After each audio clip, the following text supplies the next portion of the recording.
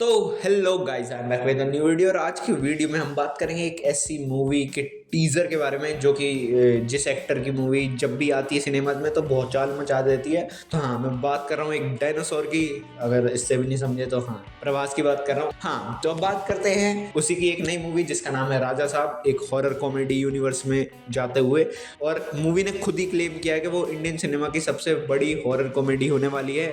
उसे पता नहीं है कौन आने वाला है, भूत बंगला आने वाला है, अक्षय कुमार तुम्हें नहीं पता तो सर से बढ़िया हॉरर कॉमेडी बहुत ही कम बनती है। अब देखते हैं जैसे राजा साहब का टीजर देखने में मेरे को कैसा लगा, उसमें क्या क्या चीज़ें अलग हैं और कुछ कुछ चीज़ें जो तुम्हें लगेगा कि एक्सपेक्टेशन पे खरी नहीं उतर पाई हैं, वो मैं कहना चाहूँगा बहुत ज़्यादा वीएफएक्स है। मतलब उस बिल्ली को वीएफएक्स में बनाया है, वो ज़रूरी भी नहीं लगी मुझे। एक बिल्ली छोड़ देते यार, मतलब रियल नहीं लग रही थी वो बिल्ली। तो मूवी का बैकड्रॉप ये होने वाला था कि एक महल के राजा साहब थे और वो जा चुके हैं, मतलब ऊपर जा चुके हैं। अब उनकी डैड बातचीत हो गई है, डैड करे बात।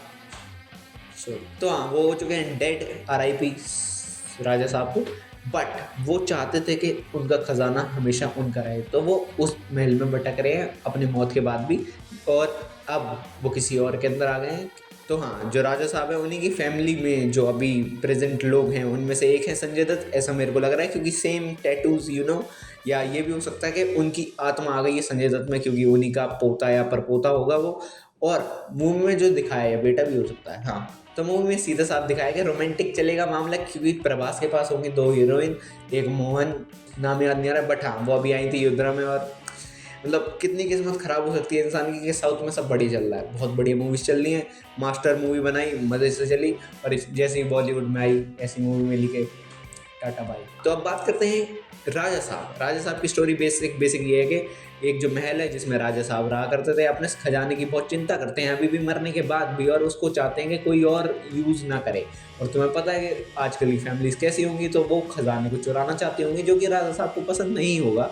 तो अपना जो प्रभास का कैरेक्टर है वो इस पूरी स्टोरी में कहाँ से आता है, मेरे हिसाब से वो कैरेक्टर इस ऐसे आएगा, या तो वो कहीं ना कहीं कनेक्टेड होगा इस फैमिली से, या वो दूर दराज कहीं रहता है और उसको बुलाया गया है इस महल की ये जो भूत बाधा है उसको थोड़ा बहुत शांत करने को, या कोई इसको साथ लेके आया है।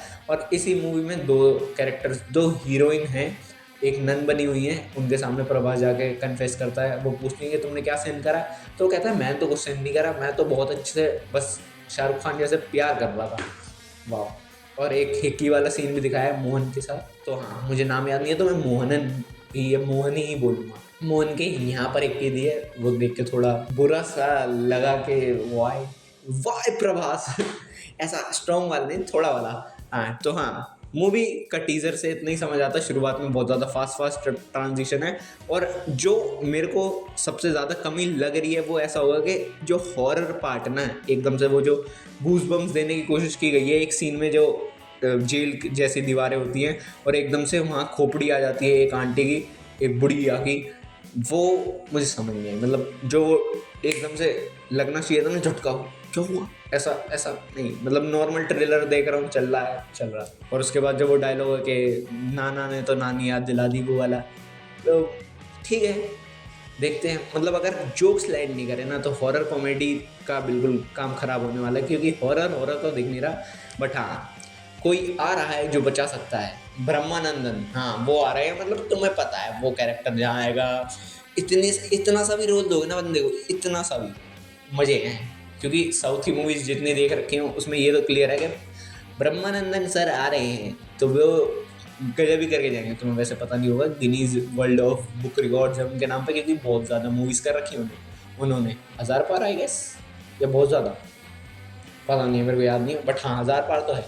तो हाँ, आज का टीज़र रिव्यू जो था यही था राजा साहब के ऊपर। अगर तुम्हें कुछ और अलग दिखाओ या तुम जो बताना चाहते हो वो बता सकते हो। जैसे कि एक शॉट मेरे को याद है जिसमें संजय दत्त जेवर पहन के चिल्ला रहे थे, तो मतलब वहाँ समझ आएगा कि एक तरीके से राजा साहब की जो आत्मा है वो संजय दत्त के कैरेक्टर के अंदर जा चुकी है और अपना सोना कहीं बाहर ले जाने नहीं दे रही है, जो कि शायद से संजय दत्त ले जाने की कोशिश कर रहे होंगे या कोई और ले जाने की कोशिश कर रहा होगा। तो हाँ, आज के इस ट्रेलर या टीजर रिव्यू को या बातचीत को, स्टोरी एक्सप्लेन को यहीं तक रखते हैं। अगर तुमने कुछ और नोटिस किया हो तो कमेंट सेक्शन में बताना। तब तक के लिए टाटा बाय बाय।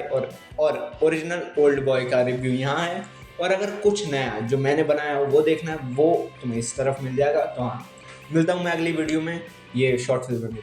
तो तब तक के लिए स्वस्थ रहना, मस्त रहना, बुरी नजर से दुरुस्त रहना, आते रहना अल्फा वर्ड पे। Tata bye bye.